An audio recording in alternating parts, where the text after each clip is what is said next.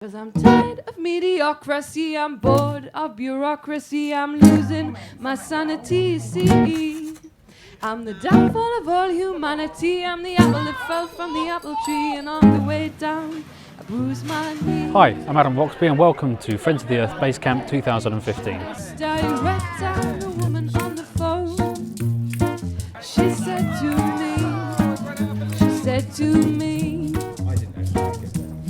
We're here in Castleton in the centre of the Peak District in beautiful surroundings to have a weekend of inspirational speeches, workshops, interactive sessions, lectures and entertainment. Get in the cinema, no rights for you, no freedom, seen your emails, don't like it. So you were here last year, what's changed and what's got better? There's more people this year. It's expected to be nearly 500 people this year, which is it's the biggest Friends of the Earth event ever, which is absolutely fantastic. There's loads of creative stuff going on and just 1,000 things to get involved with. My name is Mayra Hernandez Rios and I come from Mexico City. Excellent, and is this your first time at Basecamp? Yes. And are you a member of Friends of the Earth in Mexico? No, but I think I will definitely join when I'm back in Mexico. What do you think of it so far? Oh, I really enjoy it very much. Yes, it's awesome. It's awesome, excellent. Yes, and it's great. Like I've been to two sessions, and yeah, I think I'm more conscious and aware about things. and Santos, my friend, So, here with Ashley Smith, it's your first time at Basecamp, what do you think? It is.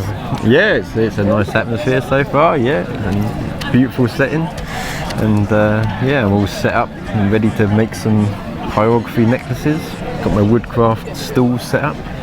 Excellent. And what's pyrography, for those who don't know? Pyrography is the art of burning designs with a soldering iron type tool and into wood.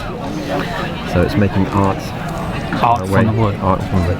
So this is your first real involvement with Friends of the Earth. What made you want to get involved with the whole Friends of the Earth? Well, my brother's been involved with it for quite some time, and it's always something that I've been interested in. Like, I do feel that it's important, and that I am a friend of the Earth, and I kind of like to get involved more, on the more sort of the campaign and political side of it. Drive to survive in the hive, and I can stay alive and plow my uprise once more. Jumping those trains, trying to. What are you doing here at Friends of the Earth Basecamp? And teaching people just not only how to make a spoon, but just how to use wood, how wood works, and just how to use a simple straight knife. Really simple. But then also how to make a spoon. If we can go through some of them, we've got these little twig scoops. Yeah. So these are intended for salt, sugar, spices, coffee. Like a lot of people in the spoon community use these little ones for coffee, and because they turn really dark, they really retain that smell. If you just always dip it in there, you can always get the same little scoop out. So they're a kind of classic one that a lot of people will use. And you were speaking a little bit early on about how it's not just a utensil, it brings out more of a sort of a piece. Yeah, I think it's just more of a connection to your surroundings, to trees. You know, when you walk through a woodland, you don't just now see there's trees, you see, oh, that's a sycamore, that's really good for that, oh, that's a beech, that's really good for that, or what's that lying on the floor that'll have some really amazing pattern in. And so then you start to care more. Once you've got an involvement and you actually have a kind of a physical element attached to it, you kind of care more about the woodland, I think, and about any material you use. Like doing mushrooms over there, suddenly you start thinking, oh, I don't want to kick this bit of wood over because there's mushrooms growing in it, I might destroy the mycelium in there. So yeah, it definitely connects you to the material, to the wood. Every day could be the same. And is this your first time at Basecamp? Or Yeah, it is. Yeah, How have you found it so far? really good, really good. I'm not a member of Friends of the Earth, but I'm a supporter. But I'm definitely going to find our local group and enrol. So it's inspired you to get a bit more, Yeah, most definitely. be more active? Yeah. A dreamer. Is there anything you're looking forward to over the weekend? Everything, all of it. All of it. A dreamer.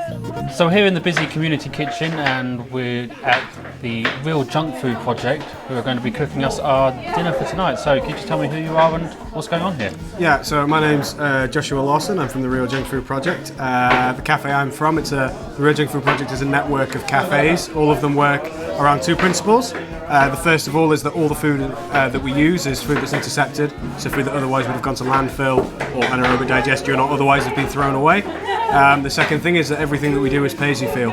So those are the two things that links all the cafes together. Whereabouts do these things actually come from? Have you taken them from bins, or do you have deals with supermarkets? Right. So it's quite easy to rule out at the moment. Nothing that is here will have come from a supermarket that they knew about. We have had increasing stuff with them saying, because of the law in France, they're more interested. Tesco and Fairshare have done something, but ultimately supermarkets, no. So there is some stuff here that has come from supermarket bins where they've already thrown it away and we reclaimed it, particularly things like herbs and spices they throw away everything. A lot of the parsnips have come from a wholesaler in Leeds. So there's a massive warehouse the size of 4 football pitches where a lot of the fruit and veg that goes to all the markets is processed, and they'll have a room as big as this full of waste food every morning at least. That for them it's small fry, but this is a tiny fraction of it, and it's going to feed all of the people here. So finally, what can people do if they're sort of concerned on an individual level? Supermarkets are there to sell you things. They're there to sell you more stuff than you need. They're there to sell you stuff you never thought you needed. Like, moderate your own consumption.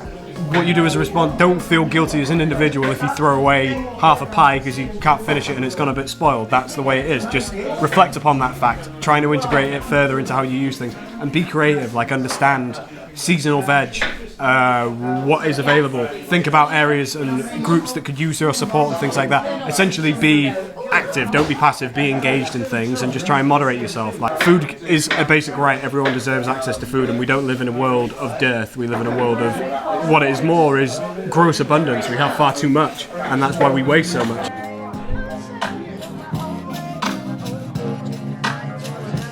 I think we're an unstoppable force.